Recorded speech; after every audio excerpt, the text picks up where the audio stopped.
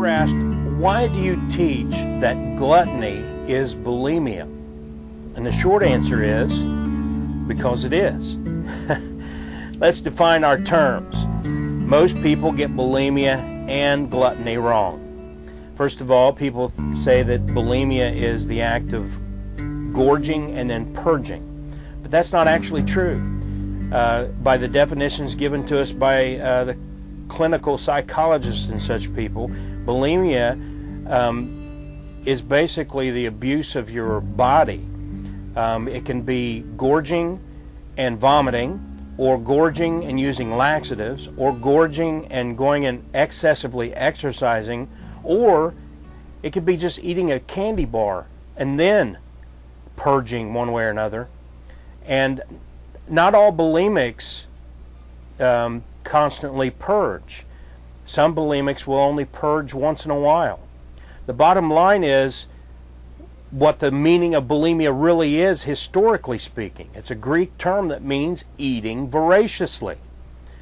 And gluttony also means eating voraciously. Medical scientists, psychiatrists, psychologists, psychotherapists, behavioral scientists, they all have one thing in common, and that is they don't like the Bible. And they don't like the word glutton or gluttony or gluttonous because it's a Bible word and it's a sin. And so they wanted to get rid of the Bible word and they wanted to get rid of the idea of sin, so they began calling the condition called gluttony by the term bulimia. It's comparable to the word dinosaur. The evolutionary geologists and archaeologists did not like the idea of calling these big reptilian skeletons that were being put together in museums and everything by the term dragon. That's the Bible word. And so they decided they wanted something different, and in the 19th century, Sir Richard Owens uses the two terms for the phrase terrible lizard, Dinosaurus, and comes up with the word dinosaur to replace the Bible word. That's all there is to it. The word bulimia is a modern use of an ancient Greek term in order to get rid of the Bible term. That's all there is to it. And those who pretend that gluttony is just overeating or being fat are just lying to people. They're bearing false witness against the Word of God, and they're teaching falsely. The Bible demonstrates what gluttony is, and that it is the same thing as bulimia. In the 4 verses where the word glutton or gluttonous appear, the comparison is made to being a drunkard or a winebibber. And contrary to a lot of the teetotal fundamentalists out there who teach falsely on that, you're not a drunkard for having a glass of wine or a beer. You're not a drunkard for getting drunk. It's a drunkard is someone who lives in that condition of getting drunk. It's not just a one-time thing or something that's happened a handful of times in someone's life. Being a drunkard is someone who stays drunk as much as they possibly can, and the same thing's true about a winebibber, and that is the comparison made to the glutton. Only in one case it's alcohol, in the other case it's food. And in both situations, this is why psychologists, psychotherapists, and those folks get involved in these cases of gluttony or bulimia, is because it affects their mind.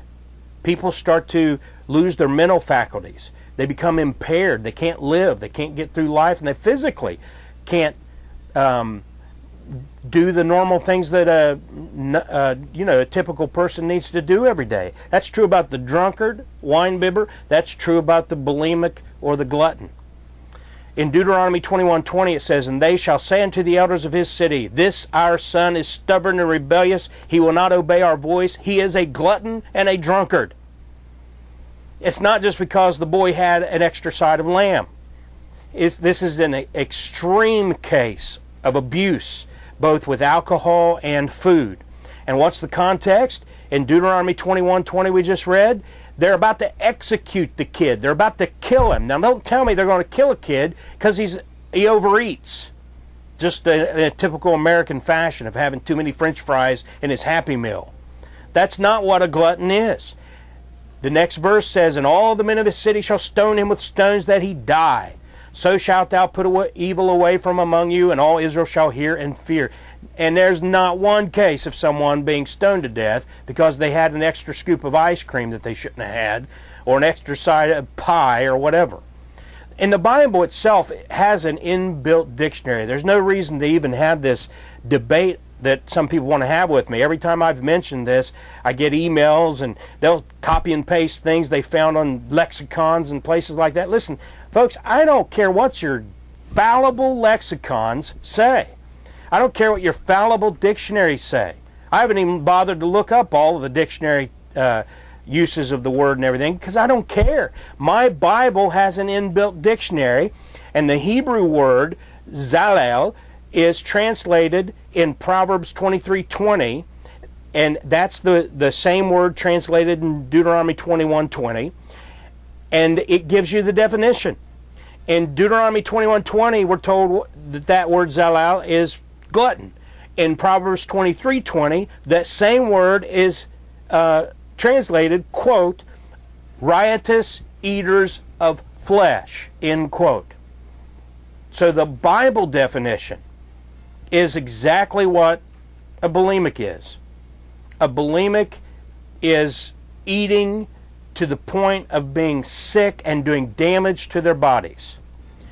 Now, again, the clinical use of the word, they kind of stretch it to have anybody who purges or gorges, pretty much. And so that may go a little bit further than the word glutton itself would. But you're always going to get that when you get psychobabble involved. But generally speaking, a glutton is a bulimic. And that's what the Bible itself tells us. What the counterpoint is that it's just overeating or being fat, and it's not. The Bible itself doesn't mention just overeating, having extra food or an extra side of, potatoes with your meal that you shouldn't have had. And it gives you the definition of being riotous eaters of flesh, not being fat. And there are people who are gluttons who are skinny. There are people who are bulimic who are skinny.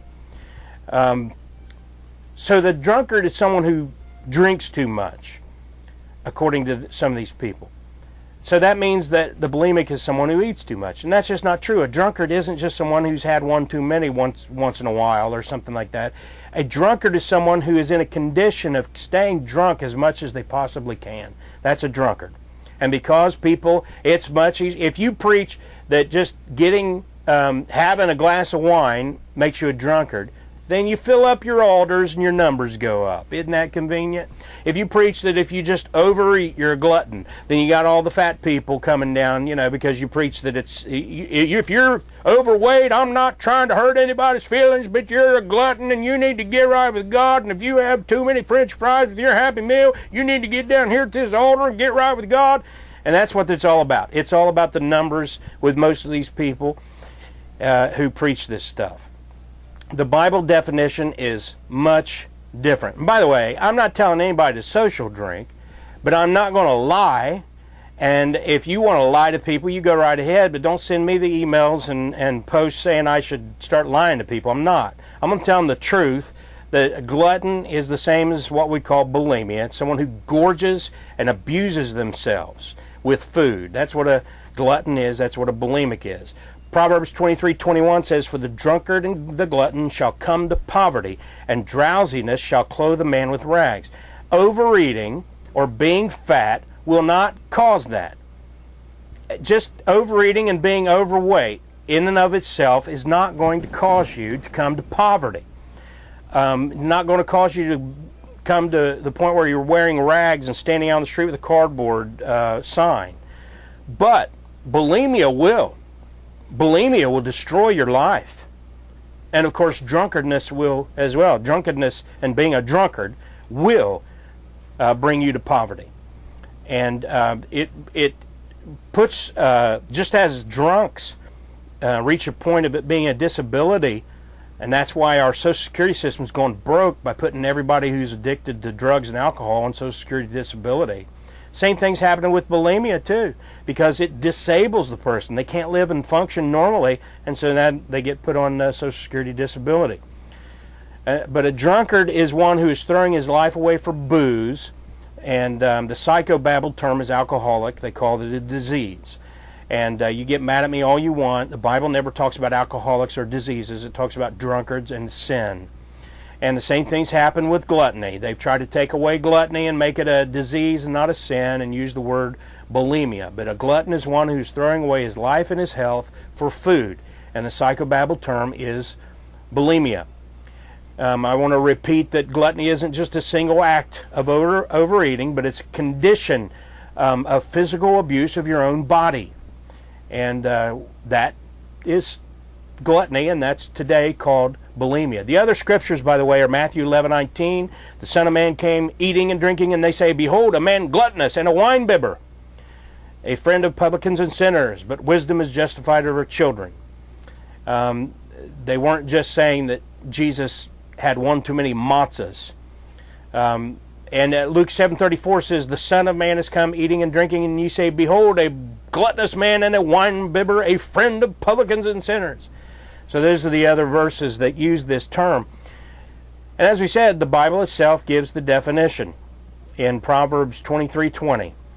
Riotous eaters of flesh. Not just someone who, not the act of overeating, but a condition. And it's not being fat and having a little extra blubber on you. It is abusing your body to the point of becoming a disability. The Bible never uses the word gluttony to simply mean overeating, not once. It's always associated with being a drunkard or a winebibber. It's not just having one too many. And even getting drunk, as I said a moment ago, those of you out there preaching saying Noah was a drunkard, you're bearing false witness, and that's a lie. Noah got drunk, Genesis 9:21. That's the only case we see of him getting drunk, and he was never called a drunkard by God. And in the same way, we should never use the term drunkard for someone who has gotten drunk, but God's forgiven him and he's moving on. We should not use the term glutton for someone who just overeats occasionally or is fat. That's not the correct use of the word. The King James translators, when they gave us this translation, they used the word that they knew would give to honest readers, would give the right understanding that a glutton is someone who is a riotous eater of flesh. They wanted you and I to understand that this is an appetite that is voracious. And that is what a bulimic is today. And we will continue to explain that to folks when the subject comes up.